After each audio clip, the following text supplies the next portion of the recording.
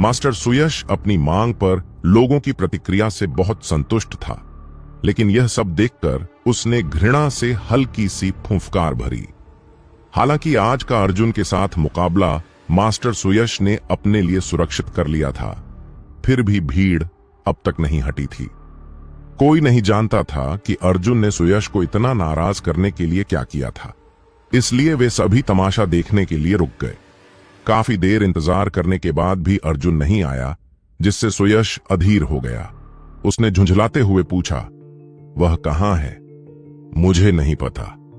आमतौर पर इस समय तक वह आंगन की सफाई कर चुका होता है, लेकिन आज वह अब तक बाहर क्यों नहीं आया, यह समझ नहीं आ रहा।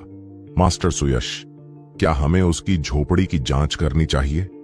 कुछ देर सोचने के बाद सुयश ने सिर हिलाया और कहा, यह बढ़िया विचार है। वह तो बस एक तुच्छ झाड़ू लगाने वाला है और फिर भी उसने इस मास्टर सुयश को इतना इंतजार करवाया। मैं इसका बदला जरूर लूंगा। अर्जुन के निवास स्थान का पता कोई राज नहीं था, इसलिए सुयश के आसपास खड़े लोग तुरंत आगे बढ़ गए। जो लोग तमाशा देखने के लिए रुके थे वे भी उनके साथ चल दिए, जिससे एक बड़ा जुलूस बन गया। कुछ ही देर बाद यह समूह अर्जुन की छोटी सी झोपड़ी तक पहुंच गया।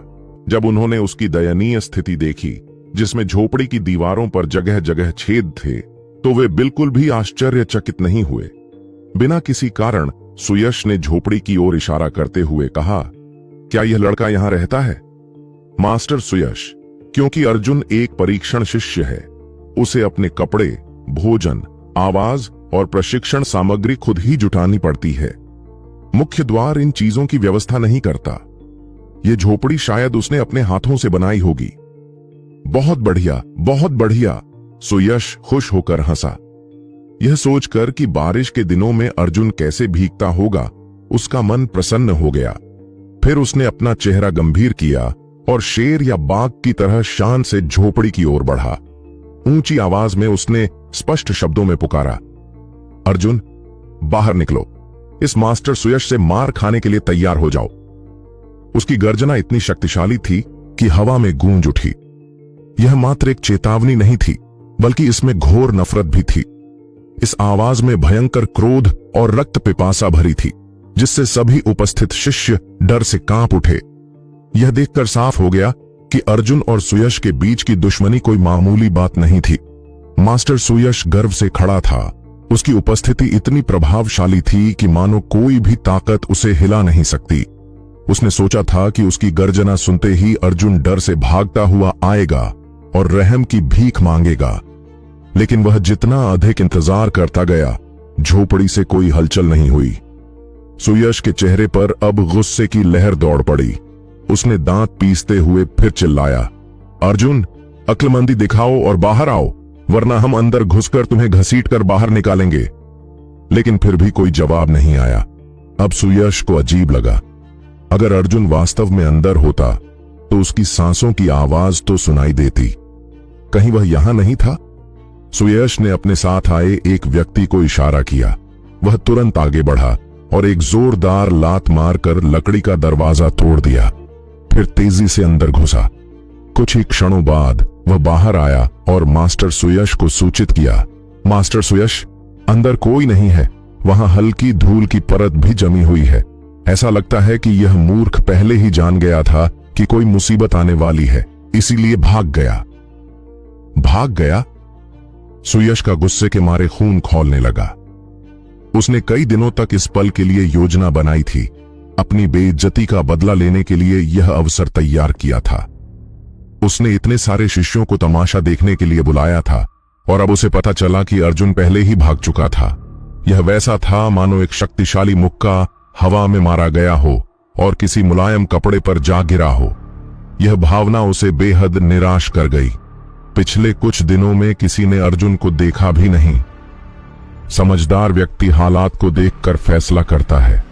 अर्जुन जानता था कि मास्टर सुयश के कोप का सामना करना पड़ेगा, इसलिए उसने पहले ही मुख्य द्वार छोड़ दिया। कोई आश्चर्य नहीं कि हम इतने समय से उसका इंतजार कर रहे थे और वह नहीं आया। अब जब अर्जुन चला गया तो हमें आसान योगदान अंक भी नहीं मिल पाएंगे। भीड़ में धीमी आवाज में फुसफुसाहट शुरू हो गई। ये सभी बातें मास्टर सुयश के कानों में पड़ीं। हालांकि उसे अच्छा लगा कि लोग उसकी ताकत का सम्मान कर रहे थे, लेकिन वह अपनी बदला लेने की इच्छा पूरी नहीं कर सका। इससे उसका मन अशांत ही रहा। कुछ देर सोचने के बाद क्रोध से भरे चेहरे के साथ सुयश ने कहा, वह गंदगी का ढेर तो भाग गया, लेकिन मेरा गुस्सा अभी शांत नहीं हुआ। कुछ तो करना ही होगा। इस झोपड़ी को आग लगा दो। इस आदेश से सभी लोग चौंक गए, यहां तक कि सुयश के अपने अनुयायी भी अवाक रह गए। एक ने डरते हुए पूछा, मास्टर सुयश, क्या विद्यालय के अंदर आग लगाना उचित होगा? तुम्हें डर किस बात का है? मास्टर सुयश ने उसे घूरते हुए कहा, अगर आकाश भी गिर पड़े तो उसे संभालने के लिए मैं यहां हूं। और फिर यह झोपड़ी विद्यालय के लिए कोई महत्वपूर्ण चीज नहीं है। अगर यह नष्ट भी हो जाए तो कोई बड़ा नुकसान नहीं होगा। इसके अलावा इस टूटी फूटी झोपड़ी का खड़ा रहना मेरी आंखों को चोट पहुंचा रहा है। यह सुनकर सुयश के अनुयायियों का संकोच दूर हो गया। जब मास्टर सुयश उनके समर्थन में था तो इस झोपड़ी को जलाने में कोई हर्ज नहीं था। आग लगाने से पहले कुछ लोग सूखी घास इकट्ठा करने के लिए इधर उधर गए। थोड़ी ही देर में सब कुछ तैयार हो गया। सुयश ने मुस्कुराते हुए मशाल जलाई, जिसके लौ की चमक ने उसके चेहरे को विकृत कर दिया, जिससे वह और भी अधिक भयावह लगने लगा। अर्जुन, मैं तुम्हें चेतावनी देता हूं कि भविष्य में मुझे अपना चेहरा मत दिखाना, वरना मैं तुम्हें जीने या मरने नहीं दूंगा, दांत पीसते हुए सुयश ने कहा। जैसे ही वह मशाल झोपड़ी में फेंकने वाला था, एक व्यक्ति ने उसका कंधा थपथपाया और रक्त पिपासु ऊर्जा के साथ पूछा, यह सब क्या हो रहा है? सुयश ने बिना सोचे समझे जवाब दिया, झोपड़ी जलाने जा रहा हूं। क्यों जला रहे हो मेरी झोपड़ी? उस व्यक्ति की आवाज में गुस्से की झलक थी। सुयश ने होंठ टेढ़े करते हुए कहा, तुम्हारी झोपड़ी? लेकिन जैसे ही उसने बोलने वाले की तरफ देखा, वह एक भेड़िए के सामने आए खरगोश की तरह उछलकर पीछे हट गया। भय से उसका पूरा शरीर अकड़ गया और वह सतर्क मुद्रा में आ गया। उसका डरना स्वाभाविक था, क्योंकि सामने खड़ा व्यक्ति बेहद डरावना लग रहा था। उसके कपड़े जगह जगह से फटे हुए थे, बाल बेतरतीब थे, जिनमें झाड़ियों और पत्तों के टुकड़े उलझे हुए थे, और वह पूरी तरह से गंदगी से लथपथ था। उसके शरीर पर जगह जगह घाव थे, कपड़े खून से सने हुए थे, और उसकी पीठ पर एक भारी थैला लटका हुआ था, जिसमें क्या था भगवान ही जाने। एक हल्की हवा चली, जिससे उसकी फटी हुई पैंट हिली और उसके मजबूत घने बालों वाले पैर दिखाई दिए। हवा में अर्जुन के मैले शरीर की तीखी दुर्गंध फैल गई, जिसे सुयश सहन नहीं कर सका। उसका चेहरा सिकुड़ गया और यह दृश्य देखते ही उसका मन उल्टी करने को हुआ। उसका हाव भाव और उसकी स्थिति कुछ जानी पहचानी लग रही थी। अगर वह एक हाथ में टूटा हुआ कटोरा पकड़ लेता तो वह किसी भिखारी से कम नहीं लगता, लेकिन आखिर क्यों उसे यह चेहरा परिचित लग रहा था? सुयश ने ध्यान से देखा और फिर अचानक उसकी आंखें चौड़ी हो गईं। कुछ पल सोचने के बाद वह चिल्लाया, अर्जुन! अगर यह अर्जुन नहीं था तो और कौन हो सकता था?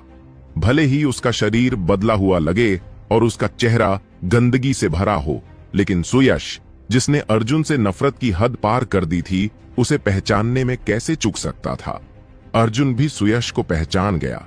चौड़ी मुस्कान के साथ उसने अपने चमकते सफेद दांत दिखाए और कहा, अगर यह हमारे साथी शिष्य सुयश नहीं है, जिन्होंने काली अमरूद गांव में खुलेआम दूसरों को फंसाने की कोशिश की थी? उसकी आवाज में गहरा उपहास था, जिसने सुयश के चेहरे को शर्म से लाल कर दिया। पैर पटकते हुए सुयश बोला, अर्जुन, तुमने स्वर्ग का रास्ता छोड़कर नरक के द्वार पर दस्तक दी है। आज तुम्हारी मृत्यु निश्चित है। तुम मुझसे उलझना चाहते हो? भौहें चढ़ाते हुए अर्जुन ने पूछा। बिल्कुल, सुयश ने गर्व से चिल्लाया। क्या तुम सोच रहे थे कि मैं यहां तुमसे मिलने आया हूं? अगर तुम्हें मुझसे कोई हिसाब चुकता करना है तो सीधे मुझसे मिलो। मेरी झोपड़ी जलाने की क्या जरूरत थी? अर्जुन ने तिरस्कार पूर्वक पूछा। सुयश ने तुरंत मशाल फेंक दी और उसे अपने पैरों से कुचलने लगा, जैसे वह अर्जुन को ही रौंद रहा हो। मशाल पर गुस्सा निकालने के बाद अंततः वह बुझ गई। इस छोटे से विराम ने वहां खड़े लोगों को स्थिति समझने का अवसर दिया। अब वे जान गए कि अर्जुन डरकर भागा नहीं था, बल्कि वह किसी जरूरी काम से बाहर गया था। लेकिन ऐसा कौन सा काम था जिसने उसकी हालत इतनी दयनीय कर दी थी? इतना खून, क्या यह जरूरत से ज्यादा नहीं था? और उसके कपड़ों पर कट के निशान जो किसी तेज हथियार से बने लग रहे थे, यह किसके साथ जीवन और मृत्यु का संघर्ष था? अर्जुन के शरीर पर लगे गहरे घाव स्वाभाविक रूप से फूलदार मकड़ी से हुई लड़ाई के निशान थे। तब उसके पास इन्हें ठीक करने का समय नहीं था, क्योंकि उसे छोटे लड़के को जल्द से जल्द गांव ले जाकर वैद्य को दिखाना था। इसके बाद थकावट के कारण वह बेहोश हो गया और तब तक सोता रहा जब तक यह निश्चित नहीं हो गया कि बच्चा सुरक्षित है। अर्जुन अगली सुबह तक सोया रहा। जब उसने देखा कि छोटा लड़का जाग गया है और ठीक है, तो वह तुरंत गुरुकुल की ओर लौट पड़ा। जैसे ही वह पहुंचा, उसने देखा कि बहुत सारे लोग उसकी झोपड़ी के आसपास जमा थे। सभी के हाथों में मशालें थीं और ऐसा लग रहा था कि वे उसकी झोपड़ी जलाने वाले हैं। लेकिन अर्जुन ऐसा कैसे होने दे सकता था? स्वाभाविक रूप से उसने जाकर कारण पूछने का फैसला किया, लेकिन उसे उम्मीद नहीं थी कि परेशानी खड़ी करने वाला कोई और नहीं बल्कि मास्टर सुयश होगा। जैसे ही झोपड़ी का मालिक वहां पहुंचा, झोपड़ी जलाने की योजना बनाने वाले सुयश को जरा भी पछतावा नहीं हुआ, बल्कि वह और अधिक उत्तेजित हो गया। उसने अर्जुन की ओर इशारा करते हुए कहा, अर्जुन, यह मत कहना कि इस मास्टर सुयश ने तुम्हें मौका नहीं दिया। अगर तुम सिर्फ रुको जरा। अर्जुन ने अपना हाथ उठाकर उसे रोक दिया और आराम से अपनी झोपड़ी के अंदर चला गया। अरे! सुयश के शब्द अधूरे रह गए। यह ऐसा था जैसे उसने गलती से कोई गंदगी निगल ली हो, जिससे वह बेहद असहज महसूस कर रहा था। मास्टर सुयश, यह आदमी तो तुम्हारी बिल्कुल इज्जत नहीं करता। किसी ने सुयश का पक्ष लेते हुए आवाज लगाई। हाँ, सुयश ने ठंडी हंसी हंसते हुए कहा, बाद में इसे बेरहमी से पीटो। मैंने सुना है कि यह लड़का कभी हार नहीं मानता, तो इसे पीटने में कोई रहम मत करना। आज मैं इसे सबक सिखाकर ही रहूंगा। जी। अंदर जाकर अर्जुन ने अपनी पीठ से थैला उतारा। इस थैले में जड़ी बूटियां थीं जो उसने 3 दिन के कठिन परिश्रम से पहाड़ों में इकट्ठी की थीं। अगर वह पहले उन्हें सुरक्षित नहीं रखता तो उसका मन शांत नहीं रहता। जब वह बाहर निकला तो उसने गंभीर स्वर में सुयश से पूछा, तो तुम मुझसे क्या कहना चाहते थे? सुयश की आंखों में घृणा और क्रोध स्पष्ट झलक रहा था। ऐसा लग रहा था जैसे वह गुस्से में आकर खून की उल्टी कर देगा। इससे पहले कि वह अपनी जबरदस्त तैयार की हुई बातें कह पाता, अर्जुन ने उसे रोक दिया था। लेकिन अब जब अर्जुन ने स्वयं उससे पूछा तो वह और अधिक उत्तेजित हो गया। चिल्लाते हुए उसने कहा, अर्जुन, यह मत कहना कि इस मास्टर सुयश ने तुम्हें मौका नहीं दिया। अगर तुम यहां सभी शिष्यों के सामने घुटनों के बल बैठकर मुझे अपना दादा कहो तो मैं तुम्हें छोड़ सकता हूं, वरना हाँ हाँ हाँ। उसके शब्दों में छिपी धमकी साफ झलक रही थी। अर्जुन ने धीरे धीरे सिर हिलाया और सुयश को देखकर गहरी उदासी के भाव से कहा, अकृतज्ञ। भीड़ चौंक गई, सुयश भी चौंक गया। सब सोच रहे थे कि यह अकृतज्ञता कैसे हुई। तुम कहना क्या चाहते हो? सुयश ने गुस्से में पूछा। क्या यह स्पष्ट नहीं है? आओ, मैं तुम्हें सिखाता हूं। अर्जुन ने शांतिपूर्वक कहा, मुझे बताओ, क्या अद्वितीय गुरुकुल में तुम्हारे कोई वरिष्ठ हैं? तो तुम्हारी आंखें अभी भी ठीक से काम कर रही हैं। यह सुनकर सुयश का घमंड और बढ़ गया। अर्जुन मुस्कुराया। ठीक वही हुआ जिसकी उसे उम्मीद थी। सुयश के पास कोई ऊंची पहुंच अवश्य थी, वरना वह इतनी धृष्टता से कैसे व्यवहार करता। तुम्हारे वरिष्ठों का गुरुकुल में काफी प्रभाव है ना? अर्जुन ने फिर पूछा। वह एक वरिष्ठ गुरु हैं। सुयश ने गर्व से कहा, मेरी बड़ी बहन भी एक मुख्य शिष्या है।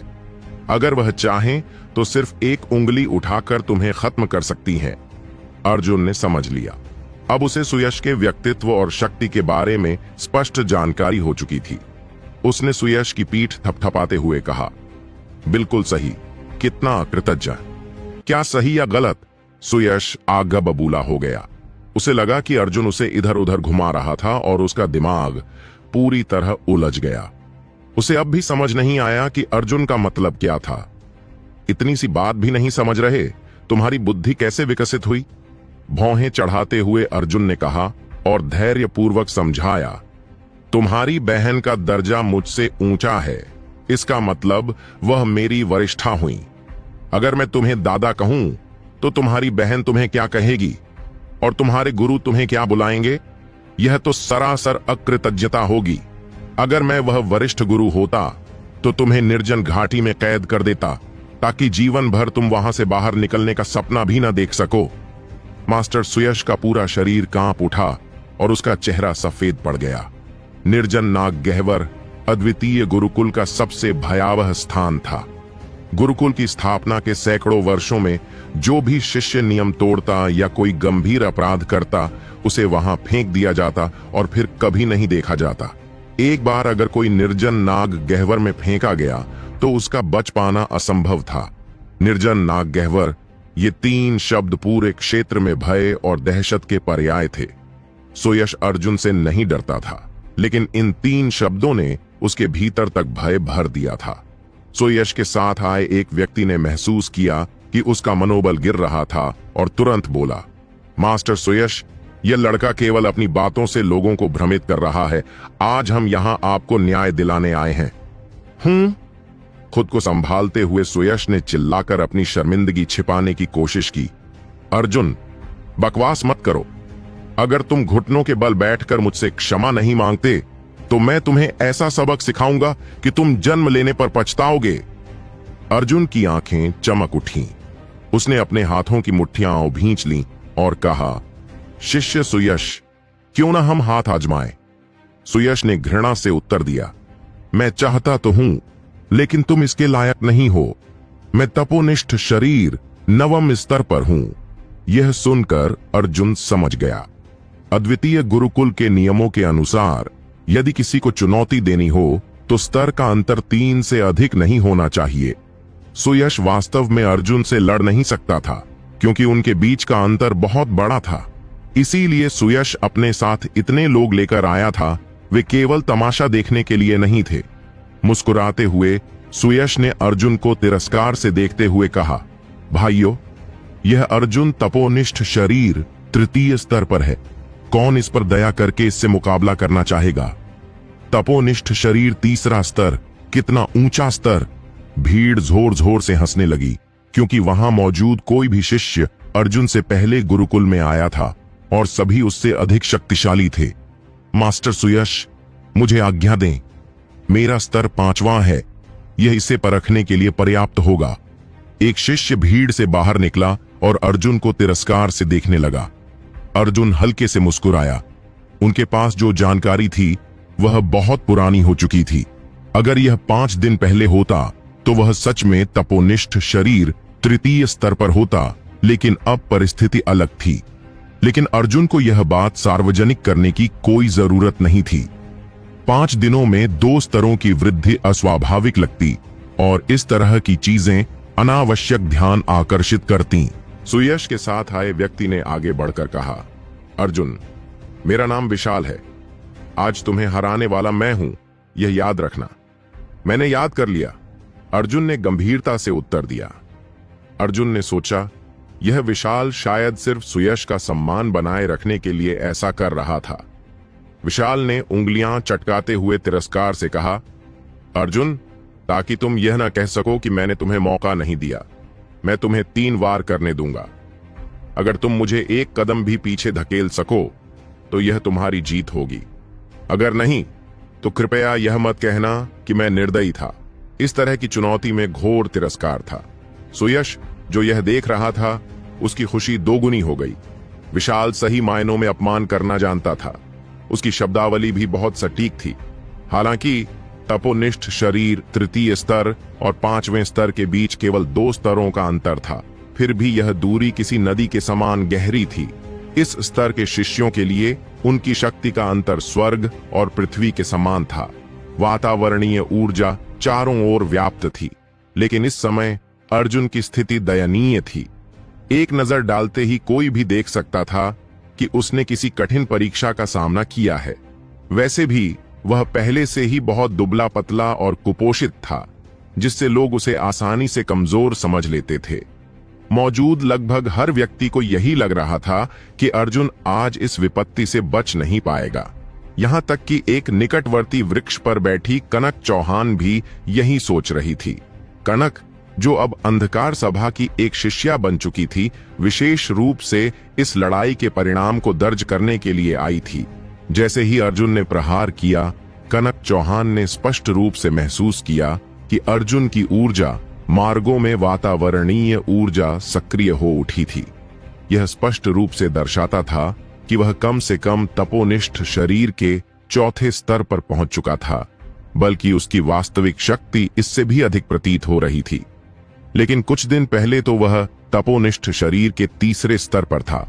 वह धूर्त शिष्य, उसने अपनी असली शक्ति को छुपाकर न केवल सभी को चौंका दिया, बल्कि कुछ को पेड़ से गिरने के लिए भी मजबूर कर दिया। यह तो अत्यधिक घृणास्पद था। अनजाने में कनक चौहान ने अपनी दुखती कमर का सारा दोष अर्जुन पर मढ़ दिया। अर्जुन ने उस स्थान की ओर नजर दौड़ाई जहां कनक छिपी थी। जब वह गिरी थी तो अर्जुन को उसकी हल्की चीख सुनाई दी थी, लेकिन दूरी अधिक होने के कारण वह उसे देख नहीं पाया। चूंकि उसे कुछ असामान्य नहीं लगा, उसने आगे जांच करने की आवश्यकता नहीं समझी। फिर उसने अपनी मुट्ठी को देखा और उसकी भौहें सिकुड़ गईं। उसे पूरी तरह संतोष नहीं हुआ। निश्चित रूप से अर्जुन संतुष्ट नहीं था, क्योंकि यह उसका पहला युद्ध था जब से उसने स्वर्ण शरीर प्राप्त किया था। अपनी शक्ति को ठीक से नियंत्रित न कर पाने के कारण विशाल सिंह दूर जा गिरा। मूल रूप से उसने केवल उसे कुछ कदम पीछे धकेलने का इरादा किया था, लेकिन उसकी शक्ति उससे अधिक निकली जितना उसने सोचा था। इस बीच यश प्रताप सबसे पहले संभला। उसने अर्जुन की ओर इशारा किया और चिल्लाया, तुमने धोखा दिया। अर्जुन ने शांति से यश प्रताप की ओर देखा। यश शिष्य, तुम जो चाहो खा सकते हो, लेकिन शब्दों का उपयोग सोच समझ कर करना चाहिए। मैंने कब धोखा दिया? यश प्रताप निरुत्तर हो गया। सचमुच अर्जुन ने कब धोखा दिया? विशाल सिंह ने खुद ही खड़े होकर 3 बार झेलने की घोषणा की थी, और वास्तव में उसे सिर्फ 3 बार में हरा दिया गया। इतने सारे लोगों के सामने अर्जुन धोखा कैसे दे सकता था? यश महाराज, ऐसा लगता है कि हमारी जानकारी गलत थी। यह लड़का तपोनिष्ठ शरीर के तीसरे स्तर पर नहीं है। मुझे लगता है कि वह पहले ही रैंक बढ़ा चुका है, वरना वह विशाल सिंह को कैसे हरा सकता था? किसी चतुर व्यक्ति ने धीरे से यश प्रताप के कान में फुसफुसाया। तो ऐसा था। यश प्रताप ने सिर हिलाया। उसका चेहरा गहरा हो गया। विशाल सिंह बहुत घमंडी था। अगर उसने प्रतिकार किया होता तो वह हारता नहीं। यश प्रताप के मन में विशाल सिंह की हार का कारण सिर्फ उसका विरोधी को कम आंकना था। उसे विश्वास था कि भले ही अर्जुन ने स्तर बढ़ा लिया हो, वह अधिकतम तपोनिष्ठ शरीर के चौथे स्तर तक ही गया होगा। इस बड़े अंतर को ध्यान में रखते हुए यदि विशाल सिंह ने प्रतिक्रिया दी होती तो अर्जुन की हार निश्चित थी। भाई अर्जुन, तुमने अपनी शक्ति को अच्छे से छुपाया, यश प्रताप ने ठंडी और रूखी आवाज में कहा। वह आज अपनी बदला लेने की योजना में असफल रहा था, जिससे उसके भीतर का गुस्सा शांत नहीं हुआ। अर्जुन ने कंधे उचका दिए। अभी के लिए यह दुश्मनी टल गई है, लेकिन अगली बार तुम इतने भाग्यशाली नहीं रहोगे, यश प्रताप ने अर्जुन से ठंडी आवाज में कहा। फिर हाथ हिलाकर वह अपने लोगों को ले जाने लगा। कुछ लोगों को संकेत दिया कि वे अचेत विशाल सिंह को उठा लें, लेकिन जाने से पहले उसने अर्जुन की ओर एक तीखी नजर डाली। यह प्रतिद्वंद्विता अभी खत्म नहीं हुई थी, लेकिन अर्जुन ने इसकी परवाह नहीं की। आखिरकार अद्वितीय गुरुकुल में केवल गुरुकुल के नियम चलते थे। यदि कोई परेशानी खड़ी करनी हो तो केवल द्वंद्व के रूप में ही की जा सकती थी। इसके अलावा उसे अब भी दूसरों के साथ अभ्यास करने की आवश्यकता थी, वरना वह अपनी वास्तविक वृद्धि को कैसे समझ पाता। इस सोच के साथ अर्जुन को लगा कि यश प्रताप के साथ उसकी यह प्रतिद्वंद्विता उसके लिए एक वरदान बन सकती है। आज की लड़ाई पर्याप्त रोमांचक नहीं थी। अर्जुन को पूरी तरह संतुष्टि नहीं मिली। यश प्रताप के जाने के बाद भीड़ भी धीरे धीरे तितर बितर हो गई, लेकिन उनमें से कई लोग अभी भी इस चमत्कार को मन ही मन दोहरा रहे थे। 2 वर्षों में पहली बार अर्जुन ने अपनी पहली जीत हासिल की थी। भले ही यह बहुत तेज था, फिर भी यह एक विजय थी। इस युद्ध की खबर जल्द ही गुरुकुल के शिष्यों के बीच चर्चा का विषय बन गई। कई लोग उन शिष्यों से इसका विवरण सुनने के लिए उत्सुक थे जो वहां मौजूद थे। अगर सुयश का दर्जा इतना ऊंचा न होता तो यह खबर अब तक चारों दिशाओं में फैल चुकी होती, लेकिन चूंकि इसमें सुयश शामिल था, इसलिए शिष्य केवल आपस में फुसफुसाकर इसकी चर्चा कर रहे थे। अर्जुन की छोटी झोपड़ी में अब शांति लौट आई थी। आसमान की ओर देखते हुए अर्जुन थोड़ा निराश हुआ। सुयश की वजह से हुए इस झगड़े के कारण उसका बहुमूल्य समय नष्ट हो गया था, जो उसे तपोनिष्ठ शरीर ग्रंथ का अभ्यास करने में लगाना था। यह वास्तव में अफसोसजनक था। अर्जुन ने अपने अतिरिक्त कपड़े निकाले और झोपड़ी के पास के छोटे तालाब की ओर चला गया। अपने फटे पुराने कपड़े उतारते हुए वह स्नान की तैयारी करने लगा। पिछले कुछ दिनों में वह पहाड़ों में घूमता रहा था और फिर फूलदार मकड़ी से लड़ाई की थी, जिससे उसकी हालत बेहद खराब हो गई थी।